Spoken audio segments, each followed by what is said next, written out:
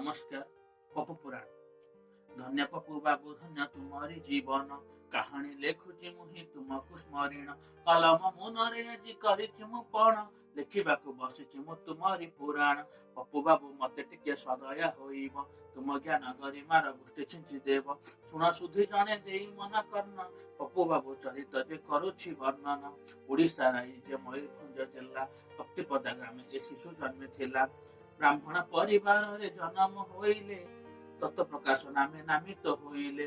पाठ पढ़ा पढ़ी पप्पू भल करुथिले नाच गीत खेल भी आग भर थिले। बाल्य जीवन तांका भलरे कटिला विद्यार्थी जीवन पुणी आरंभ होइला। दशम अंते द्वादश रे विज्ञान को गले प्रथम श्रेणी रे सेठी उत्तीर्ण होइले।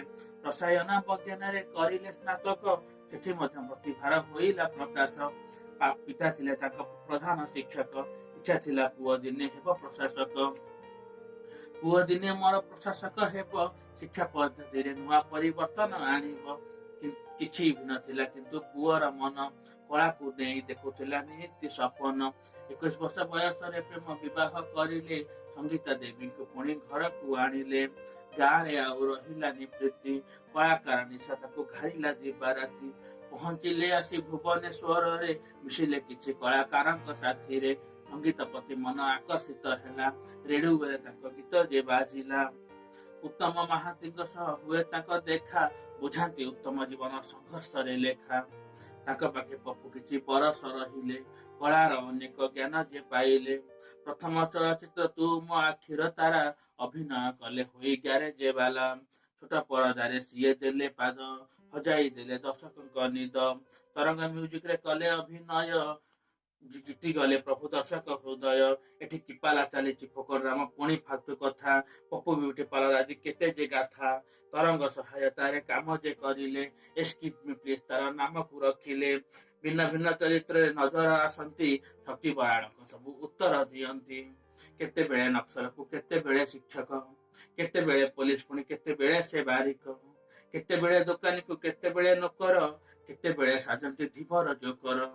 केते केते भूमिका रे तुमे जे आसीच पप्पू तुमे जे आसीच शब्द सौदागर साजी हृदय जीतीच। एही शो तुम भल चलिला कमेडी रे नुआ जुग आसिला। हाथी तुम मस्तक रे ढालिला कलश रुपेली परधारे तुमे करिला प्रवेश। बालुंगा टोकारे अभिनय कल अनुभव संगे जोड़ी जमाई देल। इलो माउसी संगाप सुहिला भल सभिने चलिले पुणी सिनेमा हल। 2012 श्रेष्ठ चलचित्र होइला विगत वर्षर सब रेकर्ड भांगिला। आकाश छुईला पुणी पप्पूंकर नाम सुनाम खेलिला पुणी सहररु ग्राम नायक भूमिका रे नजर आसिले। रंगीला टोका तार नाम को रखिले सजनी सजनी गीत भारी जमिला। पप्पूंका आदत खाली बढ़ी चलिला। षण्ढमाका चलचित्र आरंभ हैला नड़िया तेल गीत मार्केट नेला। पप्पूंका पाई लोके हेले पागला डकाइले स्कूल कॉलेज आउ तोषाली मेला। नुआ परिवर्तन पप्पू आनिले गाँ लोकों को पुणी सुजोग देले। संस्कृति परंपरा लोक कथा कहिले पाला दासकाठिया घोड़ा नाच लोके देखिले। नुआ प्रयास आरंभ हैला गाँ आखेड़ा तार नाम रहिला।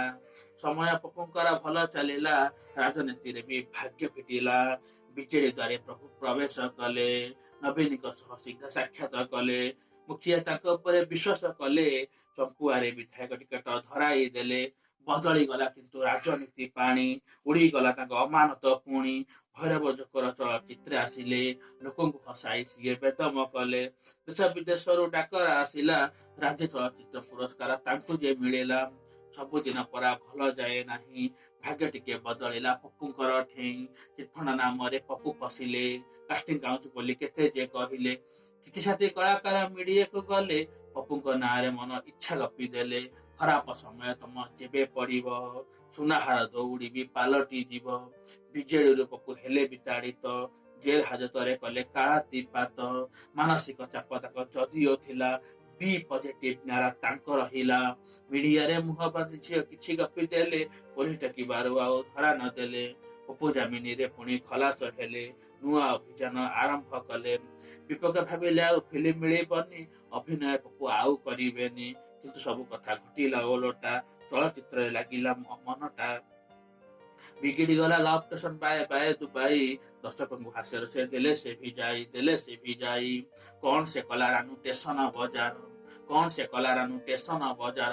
ସବୁ ଗୀତରେ ରହିଲା ପପୁଙ୍କ ସ୍ୱାକ୍ଷର। ଅଭିନୟ ସାରି ପପୁ ଫେରୁଥିଲେ, ଗାଡି ଅଟକାଇ ତାକୁ କାଳି ମାଡ କଲେ। ଜଗନ୍ନାଥଙ୍କୁ ନେଇ ବିବାଦ ତେଜିଲା, ଜନତା ଆକ୍ରୋଶ ପୁରା ବଢି ଚାଲିଲା।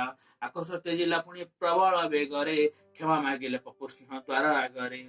ପପୁଙ୍କୁ ନେଇ ନୂଆ ଫିଲ୍ମ ହେଲା, କଣ ସେ କଲା ତାର ନାମ ରହିଲା।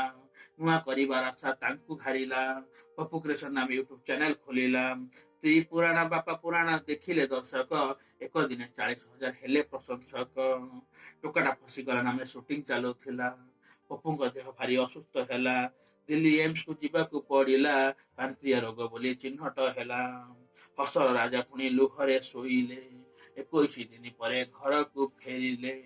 ଆଗେଇ ଆସିଲା ଚଳଚ୍ଚିତ୍ର ଜଗତ, ବଢାଇଲା ତାଙ୍କୁ ସହାୟତାର ହାତ। ବିମାନ ବନ୍ଦରରୁ ଘରକୁ ଆସିଲେ, ଧନ୍ୟବାଦ ଭିଡିଓ କରି ପଠାଇଲେ। ବଞ୍ଚିବା ମୋ ପକ୍ଷେ ଅସମ୍ଭବ ଥିଲା, ପ୍ରଭୁଙ୍କ ଆଶୀର୍ବାଦ ତାହା ସମ୍ଭବ ହୋଇଲା। ପୁଣି ମାସିକ ଚେକଅପ ପାଇଁ ଦିଲ୍ଲୀ ଏମ୍ସକୁ ଗଲେ ପପୁ ଭାଇ। ଲୋକେ ନ ଜାଣି ନ୍ୟୁଜ କଲେ, କେତେ ନ୍ୟୁଜ କଲେ, ପପୁ ଚାଲିଗଲେ ବୋଲି ପ୍ରଘଟ କଲେ। ଖୁସିଗଲା ମିଡିଆରେ ଭାଇରାଲ ହେଲା, ଯିଏ ଥାଉ ଥାଉ ମରିବାକୁ ପଡିଲା। ବାଧ୍ୟ ହୋଇ ପପୁ ମିଡିଆକୁ ଆସିଲେ, ବଞ୍ଚିଛି କାହିଁକି ମାରୁଛ ବୋଲି କହିଲେ। ତୁମେ ମତେ ଯେତେ ମାରି ଦେଉଥିବ, ମୋର ଆୟୁଷ ସେତେ ବଢି ଯାଉଥିବ। ଆପଣଙ୍କ ଆଶୀର୍ବାଦ ମୋର ବରଦାନ, କଳାକାର ଜୀବନର ଅତି ଉପାଦାନ। ଏ ତ ମହା ଉପାଦାନ, ତାଳି ଗାଳି କାଳି ସବୁ ସହିବି, ତଥାପି ତୁମ ପାଇଁ କାମ କରିବି। କଳାରେ ଜୀବନ ମୋର କଳାରେ ମରଣ, କଳା ପାଇଁ ଜୀବନଟା ହେଲା ସମର୍ପିତ। ସଭିଏ ଭଗବାନଙ୍କୁ ପ୍ରାର୍ଥନା କରିବା, ପପୁଙ୍କୁ ରୂପେଲି ପରଦାକୁ ପୁଣି ଆଣିବା। ହସର ସୌଦାଗର କେବେ ହାରି ନପାରେ, କମେଡିର ରାଜା କେବେ ରାଗି ନପାରେ। ପପୁ ପମ୍ ପମ୍ ଯୁଗ ଆରମ୍ଭ ହେବ, ନାଚ ଗୀତ ହସର ଖୋରାକ ମିଳିବ। ଓଡ଼ିଶା ରାଇଜେ ପଡେ ଚହଳ, ଏହିପରି କଳାକାର ଅଟେ ବିରଳ। ସଭିଙ୍କ ଶୁଭକାମନା ଯଦି ରହିବ, ପପୁଙ୍କ ସ୍ୱାସ୍ଥ୍ୟାବସ୍ଥା ଫେରି ଆସିବ। ପପୁଙ୍କ ଚରିତ୍ର ଏତିକିରେ ସାରିଲି, ଯାହା ଜାଣିଥିଲେ ତାକୁ ଗୀତରେ କହିଲି। ପପୁଙ୍କ ଚରିତ୍ର ଏତିକିରେ ସାରିଲି, ଯାହା ଜାଣିଥିଲେ ତାକୁ ଗୀତରେ କହିଲି। ମୋର ଦୋଷ ତ୍ରୁଟି ଥିଲେ କ୍ଷମା କରିଦେବେ, ଶ୍ରୁତିବୃନ୍ଦ କ୍ଷମା କରିଦେବେ। ଯଦି ଭଲ ଲାଗିବ ତାକୁ ସେୟାର କରିବେ।